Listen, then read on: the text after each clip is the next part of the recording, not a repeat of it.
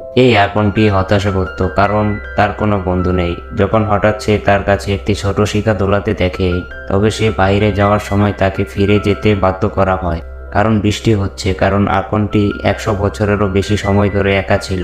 সে দ্রুত শিখার বাড়িতে যায় এবং তার জন্য একটি মাশরুমের ছাতা নিয়ে আসে। শিখা উত্তেজিত হয়ে ওঠে, কারণ সেও একাকী এবং প্রথমবারের মতন বাইরে যায়। কিন্তু আকনটি ঘটনাক্রমে ছাতাটি কথা ভুলে যায় এবং এটি ভেবে রেখে যায় যে তাদের ওপরে।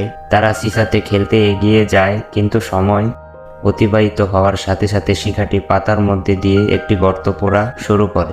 আকনটি এটি লক্ষ্য করে না যতক্ষণ না এটি ইতিমধ্যে দেরি হয়ে গেছে এবং ছোট শিখাটি এটি পাথরে পরিণত হয়। আকনটি বুঝতে পারে যে 100 বছরের মধ্যে তার একমাত্র বন্ধুটি কেবল একটি ছোটে পরিণত হয়েছে, ছোট শিলা, এবং এমনকি সে এটি তোলার চেষ্টা করার পরেও এটি তার হাত পুড়িয়ে দেয়, কারণ এটি খুব